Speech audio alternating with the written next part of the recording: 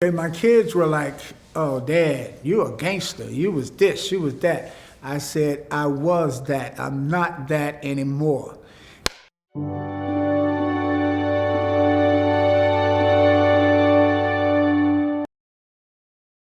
This is Bobby, A-Cam. Take one, Mark. I was in North Carolina in Central Prison. At the time, I was beautiful day at this time, and I looked around and I said, I'm going to take my chances and leave today. I had already tried putting a coat in a bag, and the same guard that was on, which was a good guard, and he didn't check me for that. He didn't look to see what was in the bag. But this particular day, I had my own personal stuff in the bag. So I would get up and go out. Then I got on the bus. And at that time, they had only one guard. So I'm on the bus. I sit almost at the back of the bus. And when we made this turn up this long street and got on this intersection, I jumped off the back of the bus. I ran into the woods, changed my clothes, and now my journey was to get to the bus station, I don't know where, in Raleigh. I would see people, some people might look like me as I was moving through the streets and going and ducking behind buildings if I saw a car coming. And I just kept running. People said, you got a long way. One lady said, you got a long way to go to get downtown to the bus station. But I just asked her, let me know which way to go to get there. So it was a nice day. I'm kind of hot, but I'm still moving. I'm running, and I'm running, and I'm running. I went through different housing projects. I would go, it was like the housing projects were set up, you know, one here and you go across there, and then one here and you go across there. And I didn't want to be on the streets in terms of the side streets or the intersections as much as possible, because now I'm thinking that they might have a car with guards out here driving, looking for me. So it was getting to be, it was still early in the morning. So I kept running and kept running, kept running. When I finally last got there, I met a couple of people. The first guy I met, he was an older gentleman, and he looked at me and I looked at him. And I said to him, can you help me? He said to me, I hope you're not in any trouble. I was sweating, and I'm there at the bus station now. The man gave me $30. I'm like, oh man, thank you. I really appreciated that. The next guy that I saw near the bus station, I asked him to go in and get me a ticket to New York City. I said, one way. He came in, he went and got the ticket. Then I thought to myself, man, he might go out the other side of that door. But he was a good guy, and he came back, gave me the ticket, and tried to give me the change. The ticket was only about $15, and tried to give me the change, but I said, no, man, you keep that. I appreciate you, you know? So now you have these big pillows that people play dominoes and play checkers and chess and stuff like that. So I'm standing over there by them. I did not want to go in the bus station because they might have sent my picture or anything about, you know, a description of me into the bus station, you know? So I stayed outside. It's getting to be about 11 o'clock or maybe a little after. The bus pulled in because I asked him which, you know, parking space the bus was going to come in. And he told me, and I see the bus coming and they're maneuvering to go in that parking space. I said, okay, but I'm not going there right away. I'm waiting to see the bus driver come out, because the bus driver got to do some things that he do, and then the people lined up, okay? So when they started getting on the bus, I waited. I think for the last 3 people that was getting on the bus, I walked over there and I got in the line. So now, man, I am on this bus, I'm sweating, and I'm wiping my brow. I walk to the back on the opposite side of the driver, not all the way to the back, but maybe a middle of the bus. This young girl gets on. Oh boy, she has stories, man. She started talking to me. She's explaining to me about her flight from Philly down here to North Carolina, and she was upset because the guy lied to her. Tell you the truth, I did not want to hear her story, but she was insisting and talking.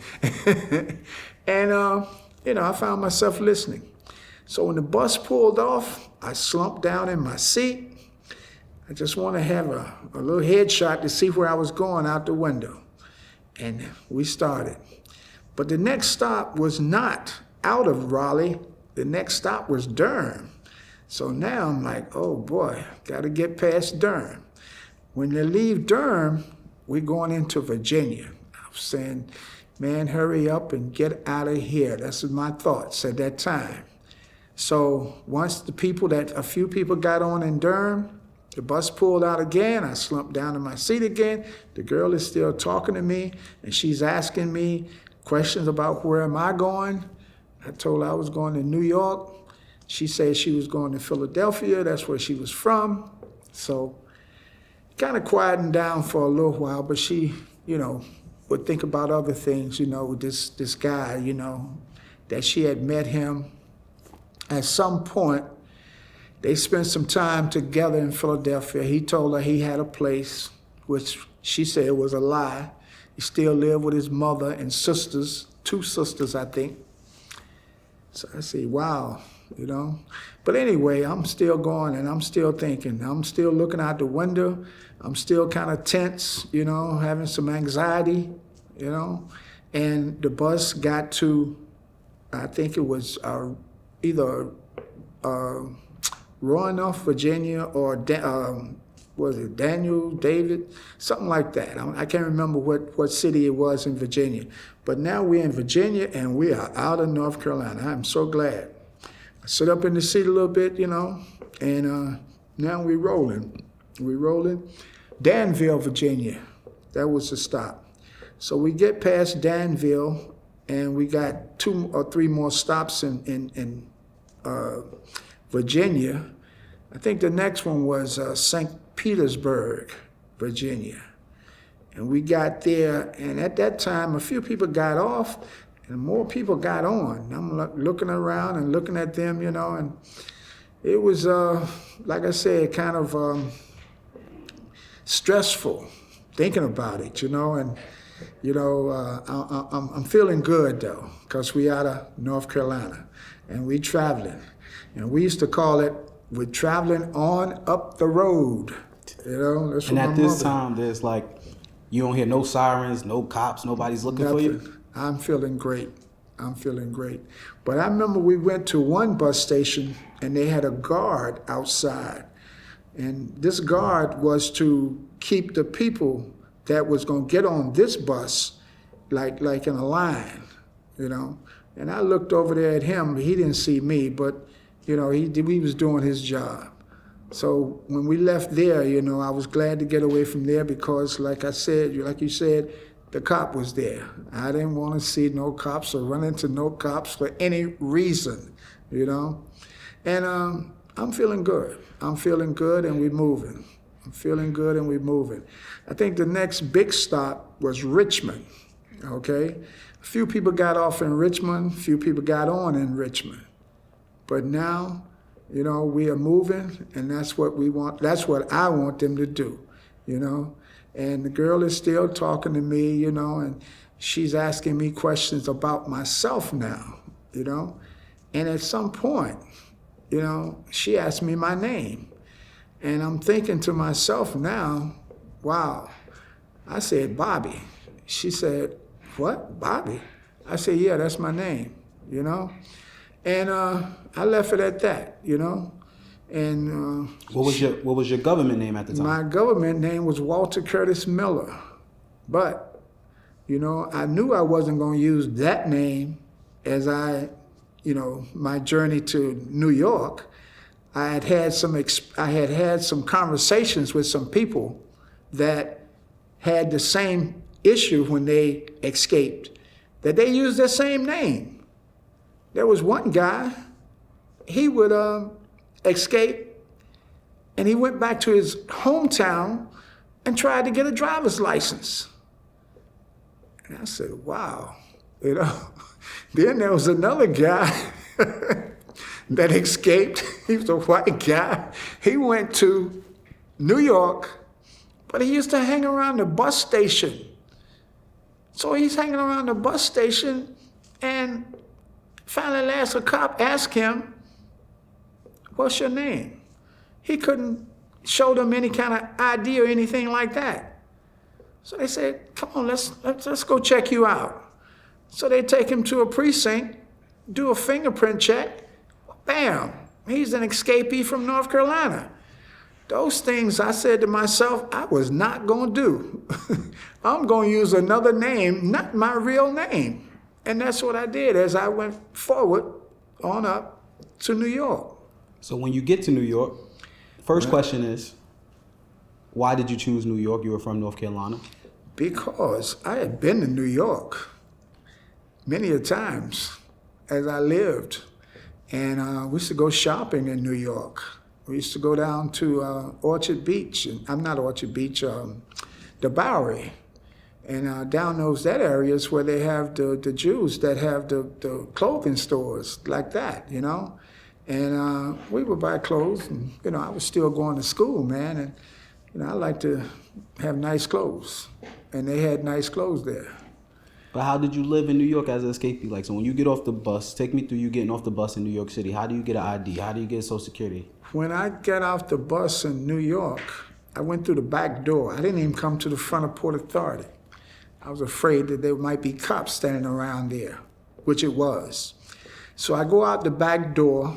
You know, they let you off downstairs. I go out the back door, and I think I go to 9th Avenue. And I go over there, and then I walk over to 42nd Street. 42nd Street, man, was live. It was live. A lot of action, a lot of music, man. They got these peep shows, man. They got girls everywhere, man. And so I see a brother, a Spanish guy, talking to this girl, and they smoking. So I asked him for, you know,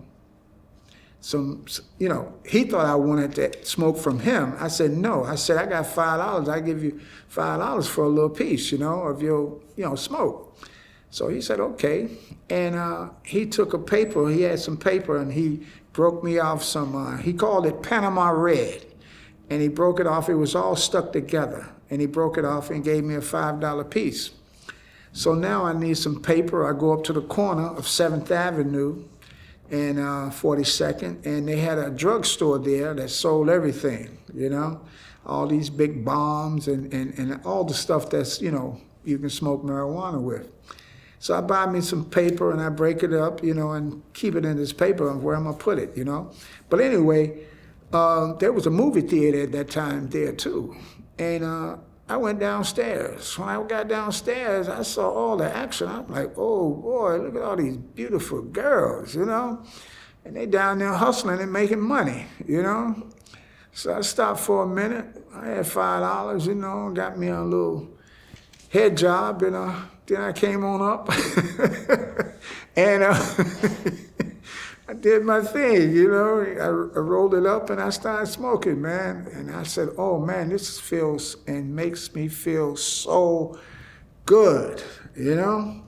And, I mean, cops was walking past me, and other people was walking past. I mean, it was action. I got up there around 11 o'clock that night, okay? So it's about 1 o'clock, maybe a little later than that, you know. And, man, it was like it was live. Everything was live, you know. I went into one of those peep shows to watch, And I'm like, oh man, look at this, you know? And for $1 or $2, you know, you could put your hand in there if you wanted to, you know, when the little screen comes up, and you could put your hand in there. But no, I wasn't about that. But, you know, I just watched what was going on. You know, I had different things that was going on in there. They had girls on girls. They had guys with girls. Hey, they did what they wanted to do, you know, and you put your money, you know, you buy these little tokens, you put them in this little thing, you know. And so your first night escaping jail was legendary, huh? It comes down. Let me ask you a question. How many years did you have in your sentence left when you escaped? Excuse me? How many years you had in your sentence left when you escaped? I didn't understand what you're saying. Let me ask you, how many years did you have left in your sentence? Oh, I had a number of years. I had only done 6 years on a 25 to 30-year sentence at that time. And I had, what? Well, if I did the whole 30, I had something like 21 to go, you know. But luckily, the people in North Carolina said I was on the 25. I didn't do anything to go to the 30 because when you go to the 30, it's because of disciplinary. You know, you've had issues, you had problems, you know, and you haven't done what you're supposed to have done to just stay at the 25. But I just had the 25, so I had only done 6, so I still had about 20 some years to go. 19 years to go, I think, at that time. I wouldn't find that out until I came back down there after being arrested in 2015, you know. Oh, so you escaped in 1977? Right. And they didn't catch you until 2015? Yes, they caught me in 2015 because of a phone call from God knows who, but it was somebody, I think, my relative in Charlotte. That's what the FBI told me. 38 years later. Yes, 38 years later. Wow. I would live in New York, man, and I would do, you know how I worked with my children and raised my children and worked 2 jobs. And I started out, man, they sent me up there to where they made the movie Dirty Dancing, to that hotel. I went up there and I thought I was set, you know, to wash dishes in the hotel and everything like that. But after a couple of weeks, man, I decided I'm going back down to New York, man. They're not letting me work. You know, they taking money from this little check that I get for room and board, you know. And I said, man, I do better back down in North Carolina. I mean, down in New York, you know, Manhattan. You know, Manhattan was my office down there, you know. I would come there and buy me a joint, eat me a hot dog, and drink me a soda, you know, as long as I had the little funds I had, you know. We robbed a credit union. And in the credit union, wasn't much money there. And as we went out the back door, one of the people got up, she was tied up, but she got her loose. Looked out the back door and saw us running across this field. We was able to get in the car, and as we got to Salisbury, North Carolina, we were busted. We was busted, then we went to jail. I was sentenced to 25 to 30 years. And I was devastated, you know. I couldn't think past 25 to 30 years. I didn't know what I was gonna do. So I stayed in prison there at the jail for a while, and then they took me to Central Prison in Raleigh. We was also on appeal. The appeal process lasted for over a year. And once the appeal process, we lost our appeal, we were put into, you know, main parts of the prison. I worked in the hospital. And one of the other guys that was there at Central with me, they would send him out to the famous Caledonia prison, where they did cannery. They would put food in cans, and I don't know, however they did that. Sometime he would send me a letter telling me about the things he was seeing down there. So to move on, I was, I worked in the hospital, and it was a good job in the hospital. I worked in the morning, I would be off at 3. I would go home, and I had the rest of the evening to myself. I had to go in my cell and be locked up. We just moved around and watched TV, and sometimes they had a gambling game. And that was basically it, during that time when I first got there. But now I'm in the 5th year of my sentence. So I make honor grade, they send me to another place. I end up back at Central Prison in the honor grade area.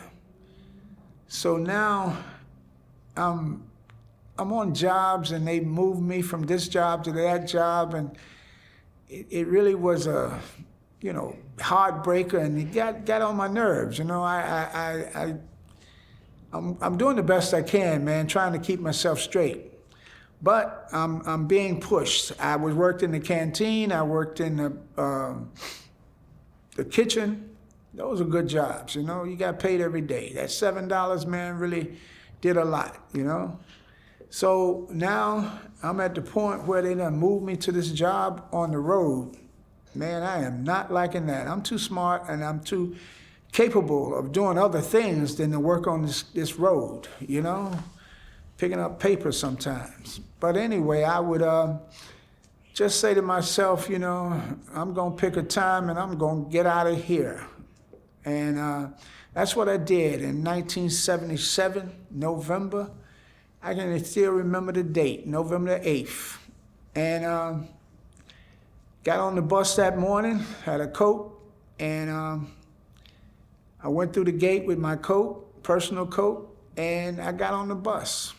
As the bus was moving and going up this long street to turn on this other intersection, and the street, I jumped off the back of the bus, and I ran into the woods.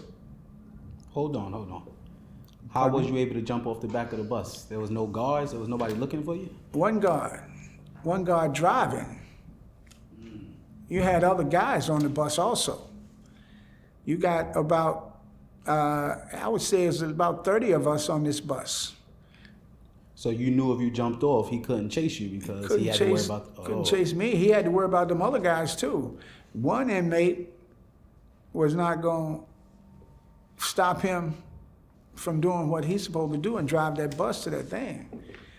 And so now I jump off the bus and I run into the woods, and I would change my clothes, take the clothes on, and I have the clothes over top of my personal clothes, and I just started running. I asked a few people which way or how can I get to the bus station in the city of Raleigh. And that's what I did. And I would get there, and not too long after I got there, I'm seeing a man, and an older guy, and he said to me, "I hope you're not in trouble," but he gave me $30. Then I see another guy, and I asked this guy to go in and buy me a ticket, a one-way ticket to New York City. I get the ticket, I wait, and then the bus pulls in, and I wait till the people that was there lined up to get on the bus. After about the last 3, before they got on, I got in line behind them. And I would go to the back on the opposite side of the driver, and I would sit looking out the window, because I'm nervous, I'm feeling anxiety, I'm hot and sweaty, but I kind of got in the seat, and I sit down in the seat and put my head down. You could just see the top of my head, basically. The girl asked me my name, and first she started talking. She didn't say nothing about her name, but she just started talking because she was angry about the guy that had brought her to North Carolina to so-called, they were supposed to be living together. And it wasn't going to be like that, because she said, "I'm going back home to Philadelphia." And we talked. Well, she talked. She did most of the talking. But at some point, she asked me my name, and I said, "Bobby." And that's when my Bobby Love was born. So what was your original name? My original name was Walter Curtis Miller.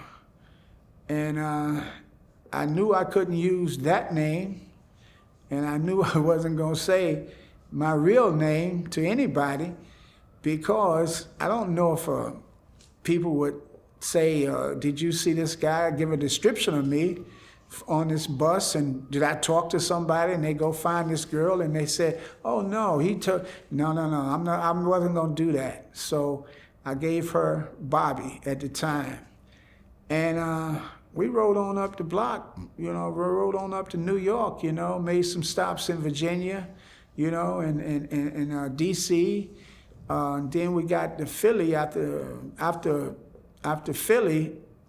D.C. it was Baltimore. She went through Baltimore, then she got to Philadelphia. I think it was 2 stops in Philadelphia.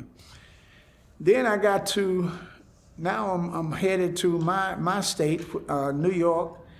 I think we did stop in Delaware along the way. But anyway, we got to New York around 11 or so that particular night. I went out the back door of the bus, the station, and I walked over to 9th Avenue, and then I walked up to 42nd and 7th Avenue. That's where all the action was. There was some action on 8th Avenue also, but there was more action around on 42nd Street. Man, they was everywhere. Girls, girls, girls. Explain the action, man. And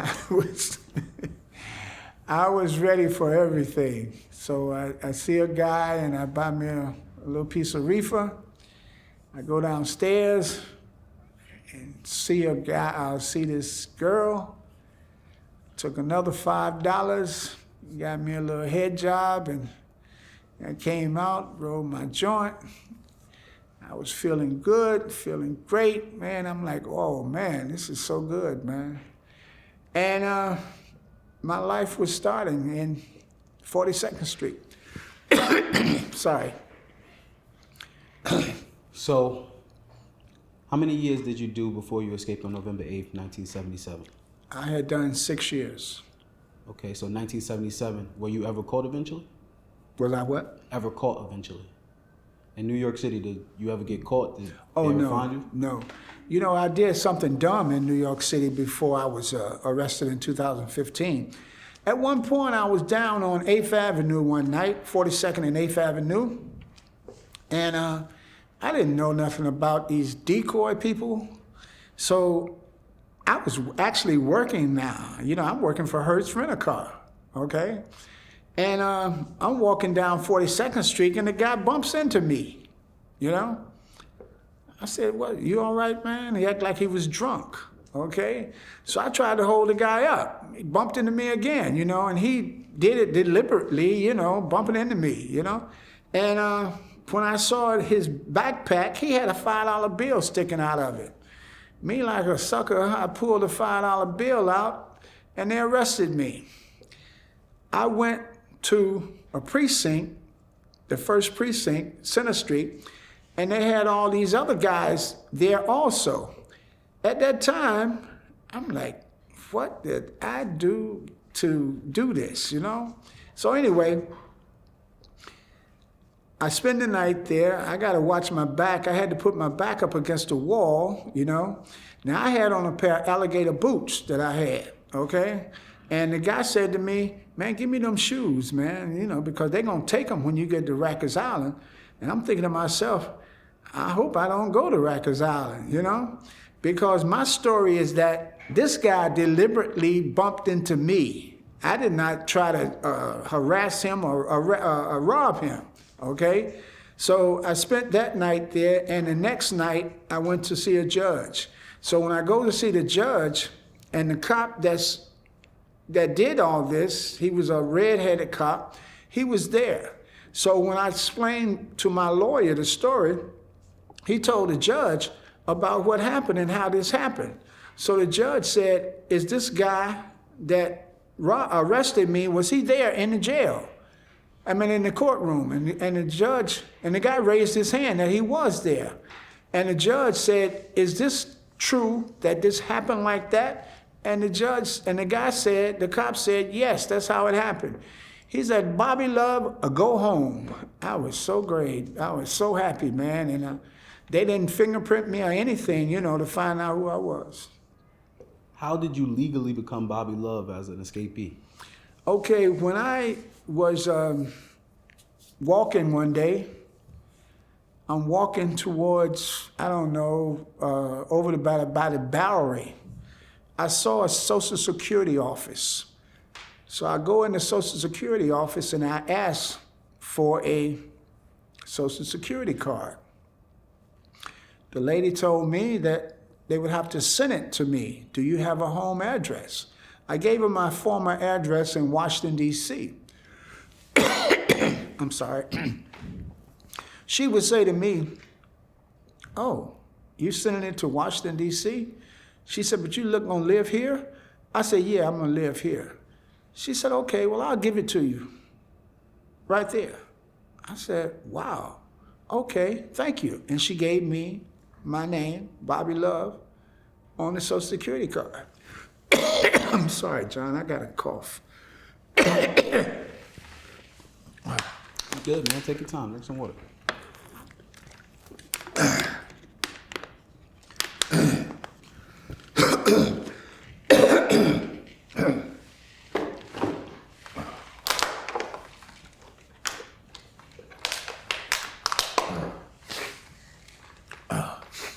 So she gave me the card, and I left out of there, and this helps me to get more identification, okay? So I started working in up there in the Concord Hotel, where they did the Dirty Dancing movie, and I got ID from them. And now I feel like I'm set because I can go somewhere and get me a job and show my ID and everything like that, And all of this was occurring before 9/11. Once 9/11 hit, man, it was different. I just wanted to throw that in there. But anyway, I would walk the streets, man, and end up back at 42nd Street practically every night. Get me a hot dog and a soda, and with the little money I had, 42nd Street was live back then, and, you could go in and watch the peep shows. You could go in and watch, the sex stuff, sex, drugs, and rock and roll, man. That's what I called it, and I tried to live it as much as I could. I would get on the train some nights and go to sleep on the train and stuff like that, make sure I get in the car where the conductor is, and that's where I would sleep, I'm happy with that. Y'all good? Larice, how's the eyes? Good? All right, ready for the real interview? Ready?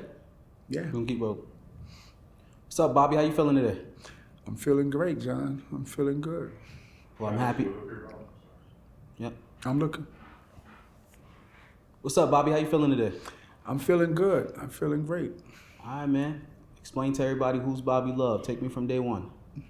Okay, from day one of my escape from prison was a very... Let's go back.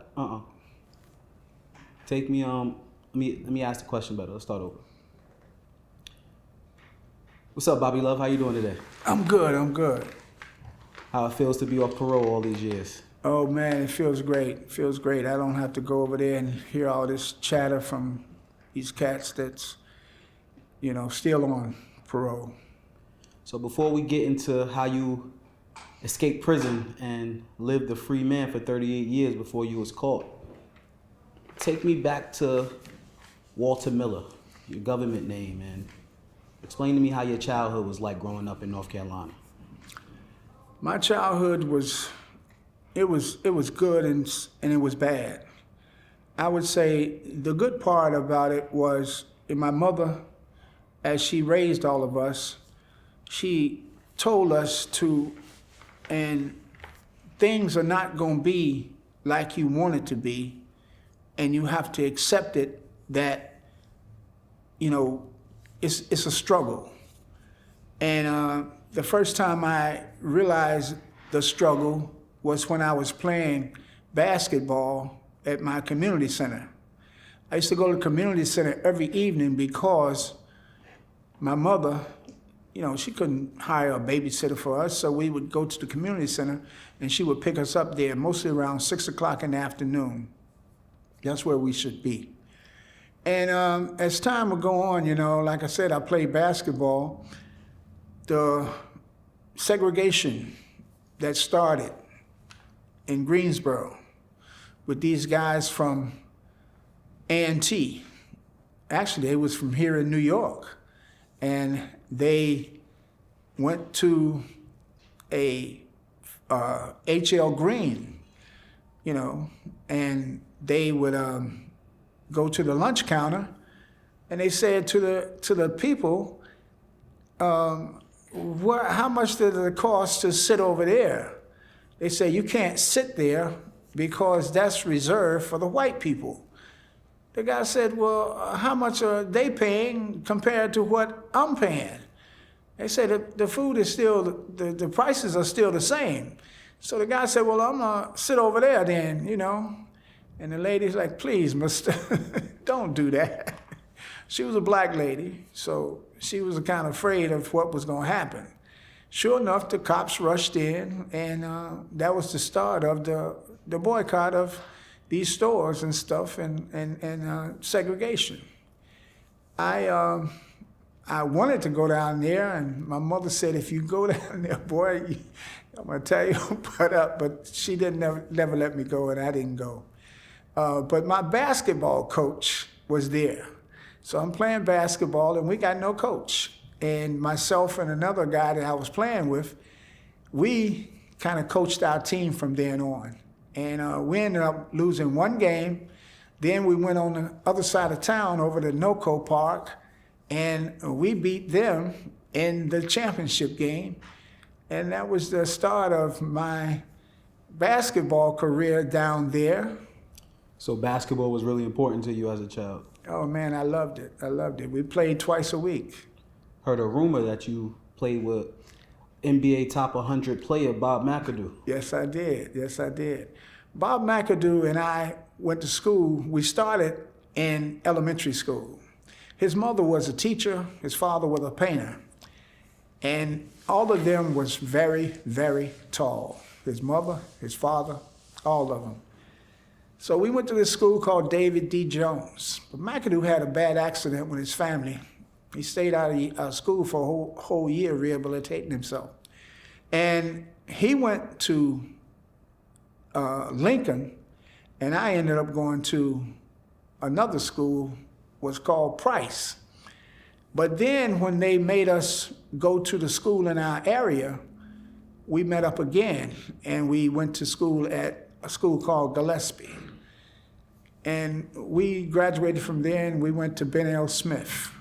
Now, Ben L. Smith was where McAdoo shined, and that's where the pros and other colleges saw him, and his basketball career was started. I got a serious question. Who was better, you or Bob McAdoo? At that time, I was better. You know he's gonna see this, right? You know I have his number. I was better because, McAdoo played, and we played against each other playing football also. McAdoo was very, tender, just didn't, he didn't rough it up, So you telling me if you didn't become a stick-up kid, you probably would have went to the NBA? I'm not gonna say that. But John, understand, when we played then, McAdoo, he had no skills in terms of guarding a player.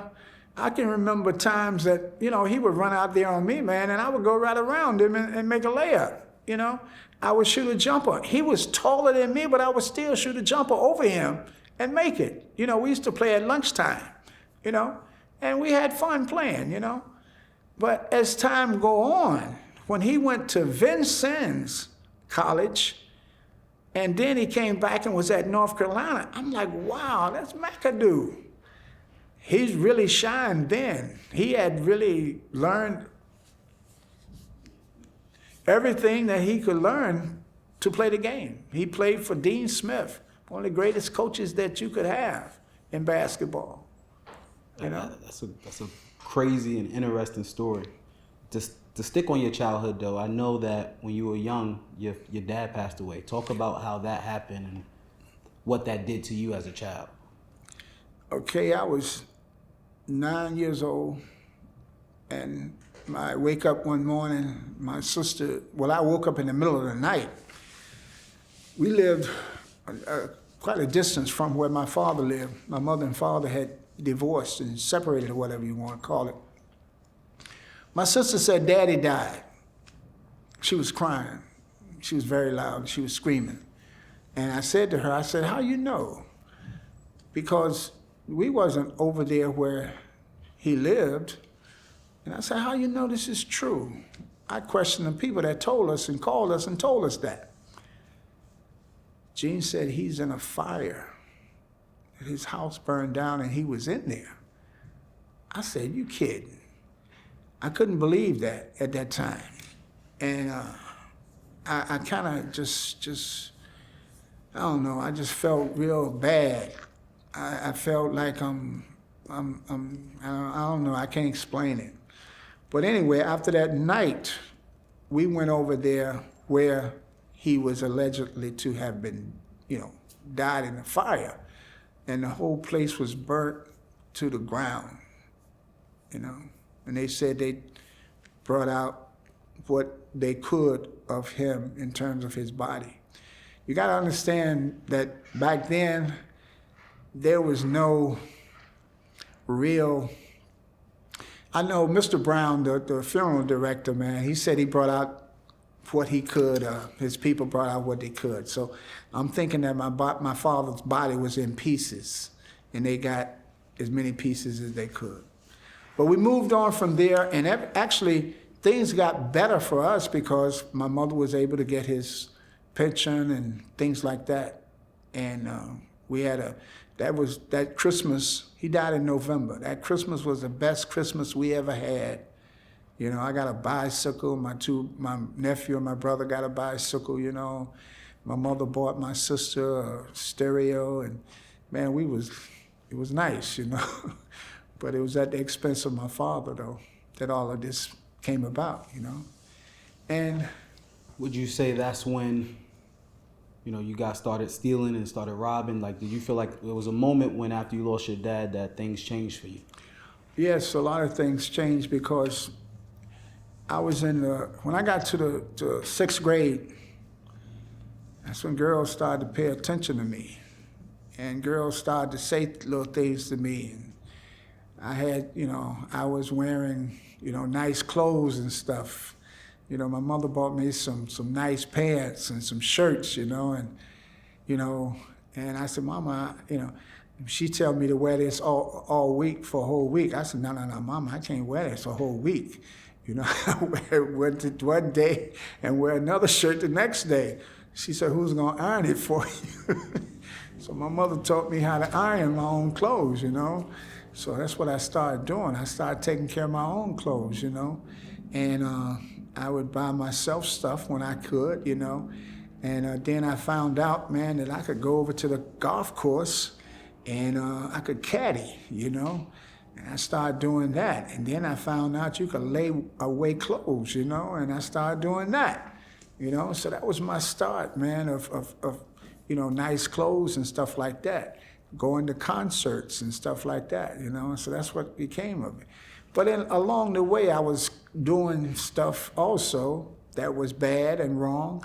I remember breaking into cars, and I remember stealing cars, and I remember a lot of things, man, that, I did to get to where I even stole stuff from other people's wash. They would put it out on the line, and I would steal it. I would steal people's mail. I would see their check in the mail or something like that, and I would steal it. And it didn't take much to get this stuff cash, And that's what I would do. When was it when you first got caught? Well, the first time I got caught was at a concert when I said I got a disorderly conduct. I didn't know they could arrest you for that, but I made a comment that Sam Cooke ain't shit. And I said that Hold on. Time out. Bob. very loud. We can't just. What Sam Cooke do to you? Why would you say that? Well, Sam Cooke, I paid whatever I paid to get in to see him. And when he came out, you know, people was excited to see him. And they started dancing in the aisles and stuff like that. And at that time, man, these, you know, police and people like that, man, they didn't allow you to express yourself and have fun at concerts. They just want you to sit there and look and not dance or do anything, you know? If you dance, you could probably shake your body in a chair, but he told the audience that if you don't sit down, I'm gonna walk off the stage. The concert is gonna be over. So when he started singing the next song, people didn't pay no attention to that. He got up again and started dancing and singing and, you know, feeling good. He walked off the stage. And by that time, I had made my way down to the front of the stage, and I just shouted, Sam Cooke ain't shit, man. They grabbed me and they arrested me. And I said, what did I do? He said, you charged with disorderly conduct. How old was you when this happened? 13. So what was the consequences? Pardon me? What was the consequences of them arresting you? Okay, the consequences was that they took me home, and when they took me home, they told me that you're gonna have a court date, that you're gonna come to court. And he gave me the date that I was supposed to come to court. Well, I didn't go to court. I didn't, you know, I just said to myself, I'm not going to court. I didn't tell my mother or anybody, you know. So what they did was the date passed, and a couple of days later, after the date passed, they came to my school. And they came to my school and took me out of school and took me home. So when they took me home and told my mother everything like that, you know, my mother said, I do not get paid when I don't work. And she said she was very upset with me that she's gonna have to come to court and lose a day of work because of me doing what I did. So when I go to court with my mother, they assigned me this black guy. His name was, he was my parole officer, probation officer. They put me on probation, I think for a year or something like that. And, you know, I'm doing the best I can, man, but I'm still doing what I was doing previously, you know, trying to get money any way I can, you know. On Friday, sometime I would skip school and I would go and caddy, you know. But there was other things I was doing too. So I got through out of school when I was in the ninth grade, and after getting thrown out, I was able to still make my grade. So I'm in the 10th grade now, and when I went to Ben L. Smith, this is a high school that I'm going to attend. That's where Bob McAdoo was going to school also. But at that time, Bob McAdoo was playing a saxophone. You know, he was a saxophone player. And he was in the band. So I kind of recognized that these cats, man, they take off their clothes and they don't, you know, bother to move their money or anything, you know. So there was a time when I would go in there and I would go through guys' pockets and I'd get me some money, you know. And that happened one time too many. And one time a cop was in there and he busted me. That sent me to Morrison Training School. So I escaped from there. Hold on. So you escaped prior to your first big bid when you went to New York City. So you escaped from juvie before? Yeah. Oh, so you had some practice. Pardon me? You had some practice. Well, you got to understand, John, Morrison Training School, the doors wasn't locked. We lived in dormitories. And I was in a dormitory that it was like this. and the office was in the middle. This dormitory led to the street. This one led to the street, but further away. So when I got to Marston Training School, there was a lot of fights. You got to establish yourself in places like that, or you'll be washing somebody's drawers. And I was not about to let that happen to me. So, being in Marston Training School, my mother came to see me. And when my mother came to see me, she gave me some money. I was supposed to turn that money in because, they give you so much money when it's, weekly or whatever like that. I kept my money. And so now I'm looking around and saying, what's the best thing to do and when to do it in terms of, I'm not going to stay here. I'm not going to stay here. So I kind of watched the guards and how they worked and how one guard would be on during the weekdays, On the weekends, they have more guards, but one guard, and then they would do hourly checks. They got the key, they have to punch it in the thing. He would leave my dormitory and he would go to another dormitory. We had like 4 dormitories in all. And I watched him and, got him and watched him in terms of his routine. So one night, I think it was a weeknight, it had to be a weeknight, I set out to go. And I left there, going through that back door that led to the street. And I got out to the street, but I said, I can't go down the street because that would be an easy way for them to track me and find me,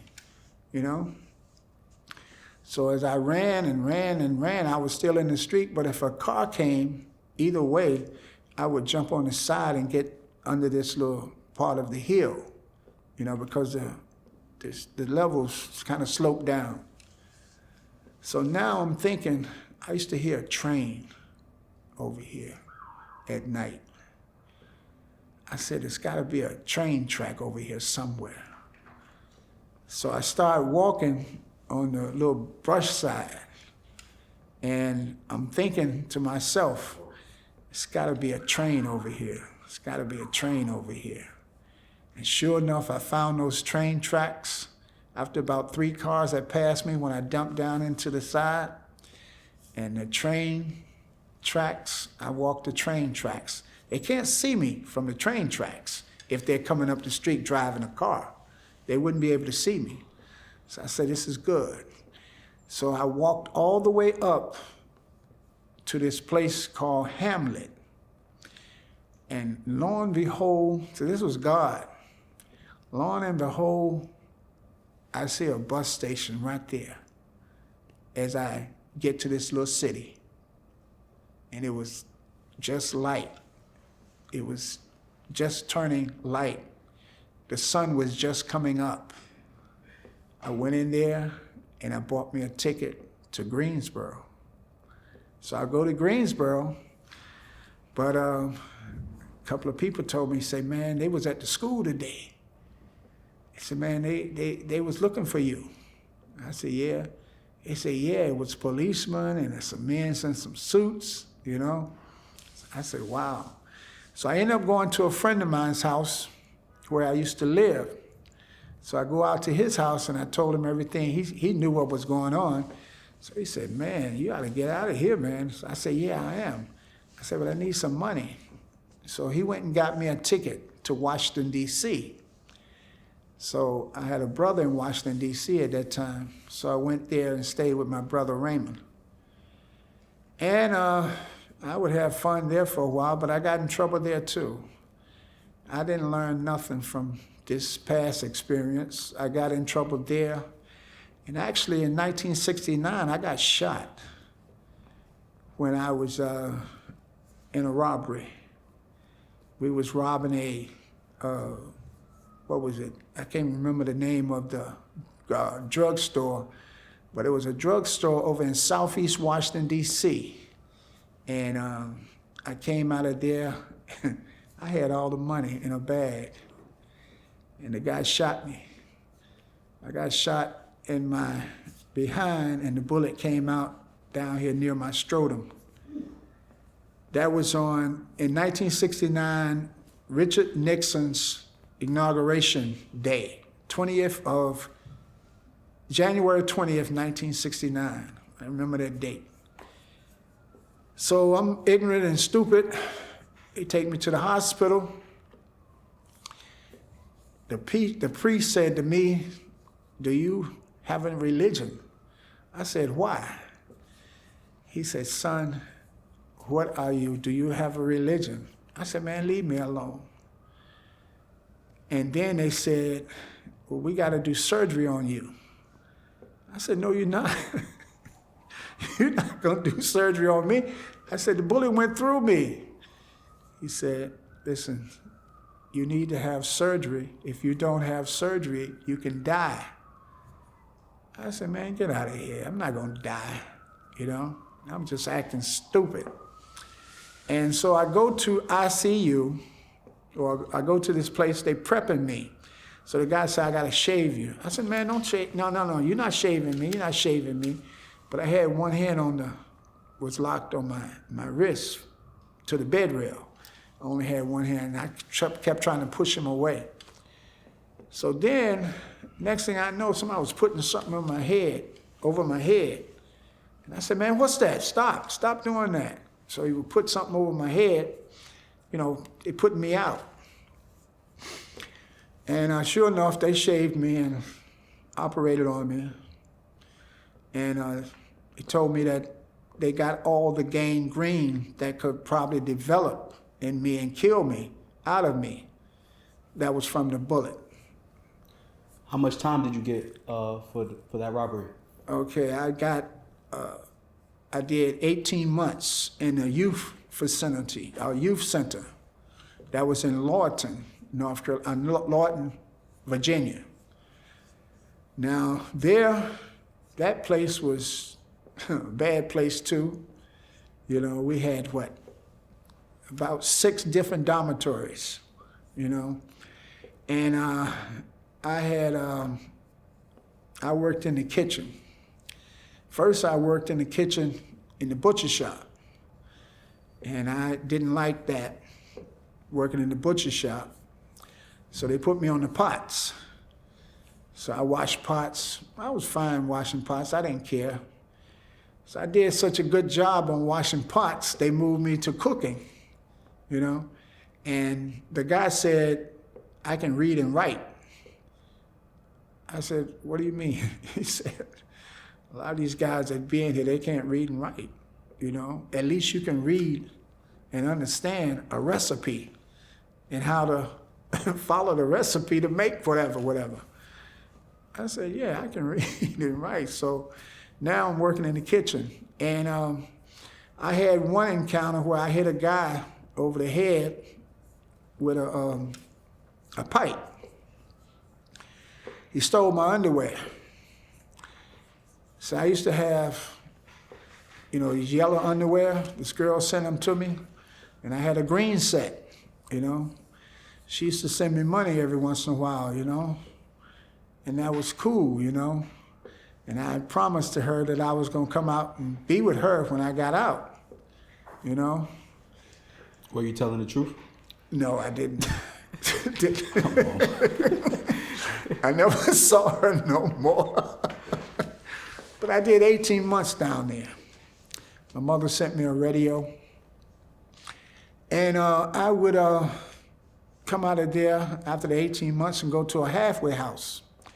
So in the halfway house, I had Mr. Cook. He was a white guy. He was my parole officer. So he told me to find a job. I don't care where you find a job, but you got to get a job. So I got a job at McDonald's over there by the place where we robbed the place for the pharmacy. I got a job over there at that McDonald's. So I was the guys, I used to go to McDonald's early in the morning, open up. I would clean the parking lot and everything like that, you know? And we would be ready to open up with the other people at 6 o'clock. So Bobby, it seems like there was a pattern of sticking up and robbing before you got your big 25-year bid. So I understand maybe why society thought that's the time you needed to rehabilitate yourself and become an active member of society. But what's interesting about learning about your story is that you actually became this wonderful man and this wonderful individual once you escaped prison. It took you leaving that environment to actually rehabilitate yourself. So for me, I want to know, in that 38 years that the government was looking for you, how did you become a deacon? How did you become a God-fearing man? How did you become a father to those 4 amazing kids that you created? How did you become a loving husband to the famous Cheryl Love that we all know and fell in love with years ago? So take me to that journey of meeting your wonderful wife, becoming a father, becoming a coach, all the way up until 2015 when the FBI finally found you. Okay, you say I had a wonderful time prior to my wife. I can say that. And then when I met my wife, I was at work. So she was, you know, I'd always wanted a younger wife, you know, and my time was, and my thoughts were to get married when I was about early 30s. Felt like I would finish my, you know, growing and, you know, chasing other girls in the streets. So when I met my wife, you know, we started to talk, you know, and I was told that girls that are close to their fathers, they make the best wives. I don't know if that's true, but that's what I went on. And Cheryl's mother had passed already, and her father was a deacon in his church. And I would, you know, talk to her when we was at work, you know. And I asked her out one time, and she said no. But I didn't give up and, you know, try to, you know, push her to change her mind to go out with me. But she did come back and ask me if I still wanted to, you know, take her out. And I said, yeah. So we went out, and from there, you know, relationship was formed and started, you know. I didn't tell her about my background. I knew if I told her about my background and plus being on escape, she would have told me to go turn yourself in, and plus probably stop seeing me. So you telling me the whole time you were married to your wife, she didn't know Walter Miller, she only knew Bobby Love? She only knew Bobby Love. When did she find out the truth? She found out the truth that morning, and I was arrested in 2015. Wow, so you guys was married for how long until she discovered the truth? She was, we was married 30-some years at that time. My daughter Jasmine is my, we got married in March, and my daughter Jasmine was born in July. So that was a kind of remembering point for me, because I know that Jasmine was born July 3rd, and I got married earlier in March. So, you know, we were like any other couple, man, you know, struggling in the beginning, you know. And I said to Cheryl that I was gonna get a second job, so I got a second job, which made it a lot better, you know. Jasmine, like I said, was born in July the 3rd, and after that, man, you know, my thoughts from then on was to take care of my daughter. I loved my daughter, man, you know, she was so cute. And I would take her out and have fun with her, and, you know. Then a couple of years later, we planned for Jessica. So we had Jessica, my second daughter. And actually my boys were a miracle, you know, because I was done having children. And one day my wife said to me, she said, Bobby, I think I'm pregnant. I said, Cheryl, you can't be pregnant. And she said, I told her, go to the doctor and make sure, and don't, tell me this, and because, it always, in that part of our relationship, that was going to really put a strain on us, I was working only one job now, but anyway, I said to her, go to the doctor and find out for sure. She went to the doctor, and the doctor, sure enough, said that she was pregnant. I said, boy, oh boy. Wasn't feeling that, but, she would, I told her to go back. I said, go back and make sure. So she goes back to, I had full coverage. I put it like that. I had full coverage in terms of, in my insurance. So she went back to the doctor a second time, and this time the lady that did the ultrasound sent me a picture. And on the picture, she said, this is one heart. That's your heart. She said, this right here is another heart. That was one of the boys. She said, and on this side is another heart, the second boy. Not boy, but, child, because they didn't let me know who it was at that time. I didn't find out it was two boys until later. So I would say, oh my God, I'm not feeling this, man. I already got two daughters, man. But, it was life, and I had to go ahead and accept it and do what I needed to do in terms of that, So once I found out for sure Cheryl was pregnant with twins, I said, I'm going to make sure that everything works out. I started going to the doctor with her. We would go to any kind of appointments because they was giving her appointments practically every week of some type, And I went with her and every one of them. And my supervisor at the time, I wasn't cooking anymore. I was now working in housekeeping at my job up in the Bronx. So the lady told me, and I told her, I said, my wife is pregnant with twins. I said, and when she go to the doctor, I'm going to definitely go with her. She said, you can't do that. I said, well, if you're going to tell me I can't do it, I'm going to do it anyway. And if you feel that, this is going to be a strain on, fire me. That's what I would told her, to fire me, But anyway, I would go to my wife's appointments and stuff like that.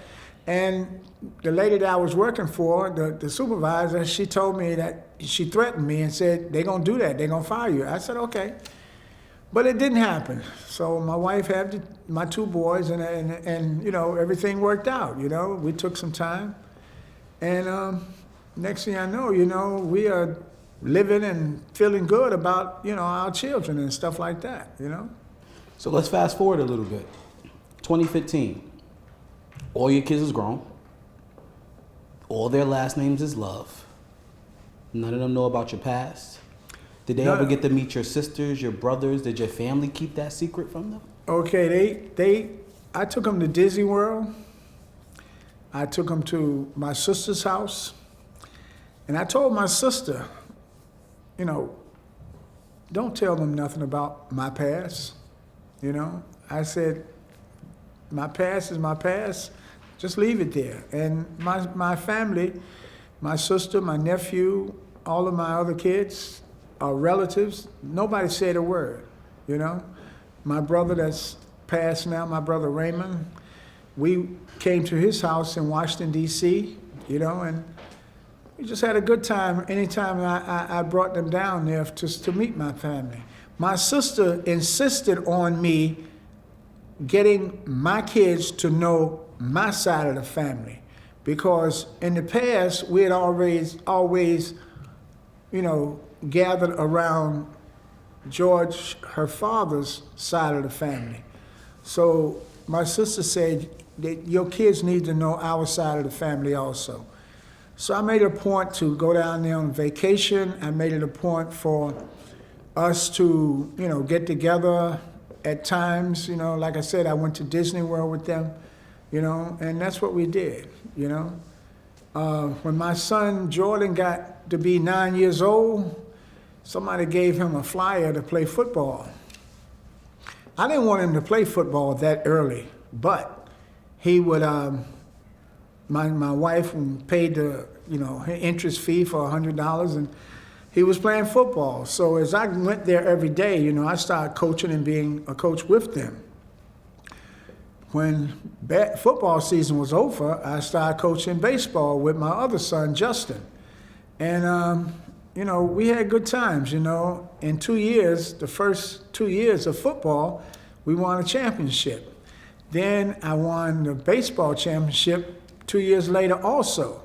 So that was good times, I'm trying to keep my boys straight from, the streaks and, doing things that they shouldn't be doing, drugs and people that, do that kind of stuff, But, and as for me, I had already told myself, I'm never going to cross the line and get in any type of trouble again. That was done for me, So if that was done for you, and you thought, hey, my kids will grow up as loves, they will never know this secret, I'm going to be a free man, take me to the day where the FBI found you and your family had to face that real reality. It was January of 2015. There was a loud knock on the door. And I said, in response to that loud knock, you must be looking for the next door, which was 2B. He said, no, I'm looking for 2A. And I'm thinking to myself, who could that be? Knocking on the door like that, because they really hit that door hard. My wife was in the kitchen. My daughter and my son, Justin, was home, and my daughter, Jessica was home. So my wife came out the back to open the door, and all these people burst in there. I said, oh my God. I'm saying to myself, that's it. My bed was right there in the living room, and I was still in bed. And the guy came straight to me. They went to stop my wife from coming close to me, and they went to the back to check out my other children. My son Justin was next to me, and my daughter Jessica was in the back. So they told them to stay where they were, and they started looking around and trying to find out. Guy asked me if I had any guns in the house. I said, no, I don't have a gun, man. So then he said, what's your name? I said, Bobby Love. And my wife was like, who, what? I was saying it low. He said, no, I want your real name, your God-given name. I said, Walter Miller. He said, what? My wife said, what? What did he say? And that was the start of my arrest with the FBI and New York City detectives. So they told me to stay right there. They said, listen, we're going to arrest you. And they said that they was going to take me to downtown Center Street, and I was under arrest. They said, we have a warrant from 1977, when you escaped. So my wife is trying to hear all of this, and she's like, what are you talking about? What are you talking about? That's my husband. He's this, he's that. Nah. They said, listen, miss, you don't even know who this man is. Then Cheryl hollered at me and said, Bobby, what happened? What is this? She said, did you kill somebody? I said, no, Cheryl. I said, this was years ago before I ever met you. She said, what? And, she tried to talk to me some more. And Cheryl said, well, he needs to take his medication. He's a diabetic, a lot of stuff like that. So then they said, well, where's your clothes? So I think my pants was on the bed. She gave me my clothes. And they told me to eat some cookies because, I have my medication and everything. So the FBI started talking to me and stuff like that, and they told me that we've been getting calls from Charlotte, North Carolina, telling us about you and who you are. They said the name that you're using is not you. And I just said yes and listen, It wasn't until I went and got in the car going to, Center Street. They said they were going to have to fingerprint me and do all the stuff like that as far as my identification go. They told me that they had been sitting on me for like a month since they started getting the calls from North Carolina. They started doing this in December, and this was January. So they said they've been doing this for a month. They watch you go to the laundromat. They watch me go to the grocery store, all those things like that, They say, we saw you with your kids, We saw you going to practice and stuff like that. We drove over there as you went over there to practice over there in Bushwick. So then one of the FBI agents that was in the front of the car, there was one sitting beside me and two in the front. He said that, man, you got a book in your life, 38 years, man, that you've been out here, and you haven't done anything. We checked to see if you had committed any crimes or if your name was on any blotters and all this stuff like that. He said, wow, you lived a good life, even though you was on escape. He said, you was actually in plain sight. I said, yeah, So we went on down to the precinct, and they got me my medication and told them what medications I take. They sent all that, and I would stay there, man, until about 2 o'clock in the morning. First, they put me in this area where they take all your shoes, they take your shoelaces, they take your jackets and all this stuff, so I couldn't kill myself. And I said, man, I'm not thinking about killing myself. He said, well, we don't know that. So they had me there for about maybe 3 hours in this really cold area, So then after they were satisfied that I wasn't going to hurt myself in any kind of way, they took me upstairs. But they didn't put me with the rest of the population. They put me in a cell by myself, and I just stayed there, and gave me a cheese sandwich and some milk, That was my lunch.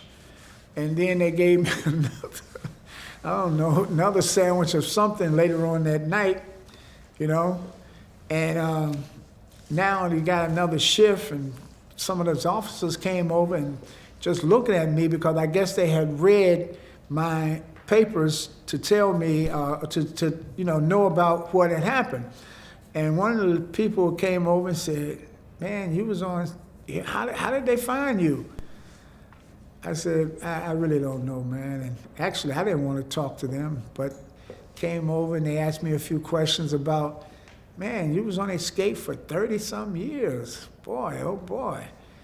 I'm sorry that they arrested you. They should leave you alone now. Your time is over. When was it that you got released from prison? When did I get released? Yeah. I got released from prison in 2016 when I went down to North Carolina after I told them that I didn't want to fight this expedition anymore. That was in June of 2020. No, that was in 2015. Was it 15? Yeah, 2015 in June, and they took me to North Carolina. So now I'm back in North Carolina, and I told them that I didn't want to fight the expedition anymore.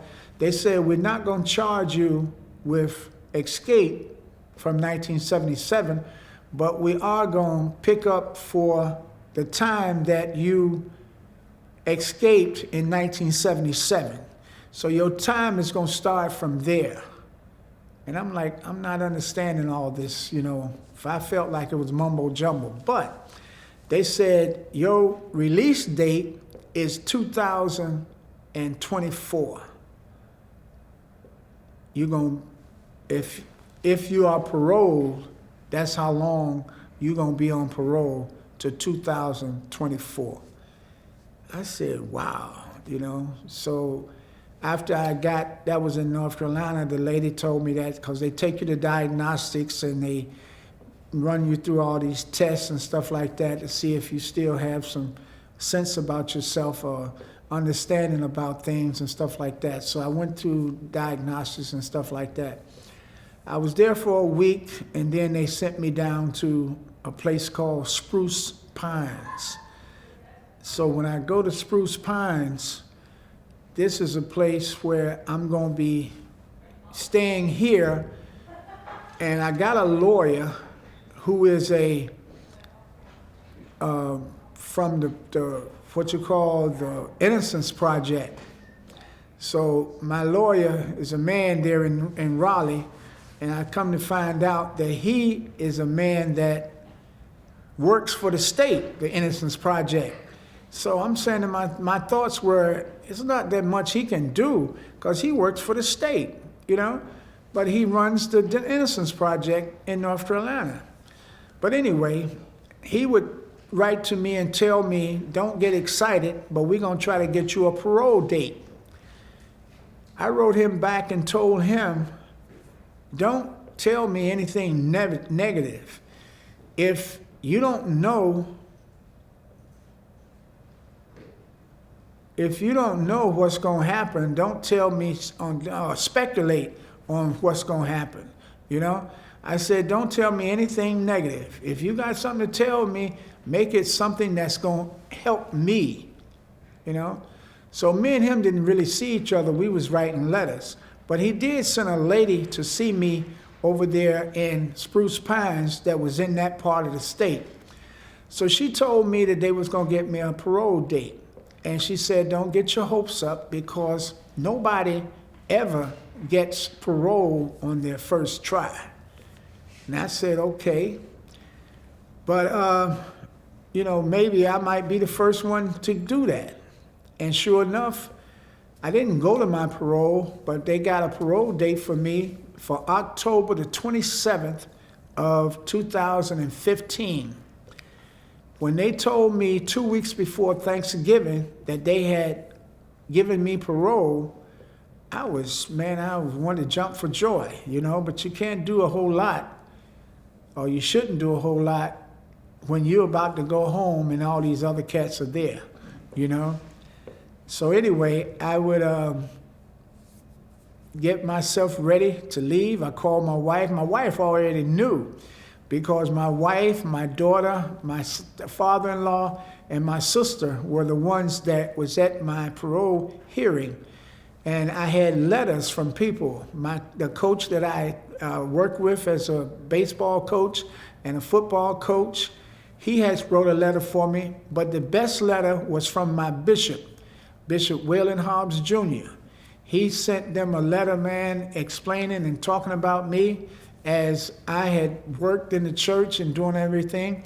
I wasn't a deacon at that time. I didn't become a deacon until 2017. But before that, I had still worked in the church.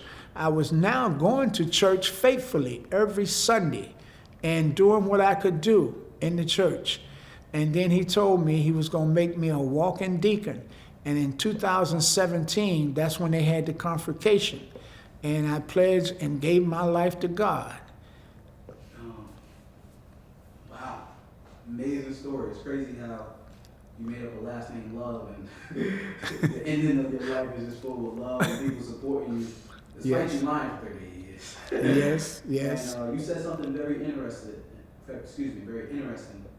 That the FBI agent told you that your life is a book. Yes. And I was honored to represent you and work with you to make that a reality, you and your wonderful wife. Thank you. Just give me 60 seconds on how creating The Redemption of Bobby Love, which is a book out, not just in America, we got it printed in Europe, all over the world. What was that process like writing your book and finally being able to look your family in the face and, you know, say, this is who I am, I don't have to hide no more, I'm officially a free man? Right. Okay, my kids were like, oh, Dad, you a gangster. You was this, you was that. I said, I was that. I'm not that anymore. And it took my wife a lot of, you know, naysayers on her to say, oh, you knew. But my wife said she felt that there was something that bothered me, but she didn't know it was that I had escaped all these years. But she just felt that something bothered me, you know. One of the things that my wife was always got upset about, Bobby, come on, let's take some pictures. I said, I'm gonna take one picture. She said, no, Bobby, we can't take more pictures. And she felt that at that time, that was the reason why I didn't want to take pictures, because it would come back to me. And I told her, I said, I don't know whose pictures these are, where these pictures are going, you know? And she felt that that was my excuse in terms of knowing that I had this background over my head, you know? So I didn't want to take pictures. Hey man, Bobby, I appreciate you taking the time today to be on I Wasn't Supposed to Be Here, the series. Everyone, if you're listening, there's a lot more to the story. The redemption of Bobby Love is in stores all over. Get it, read it, and don't be surprised when you see it on the big screen one day. Thank you, Bobby.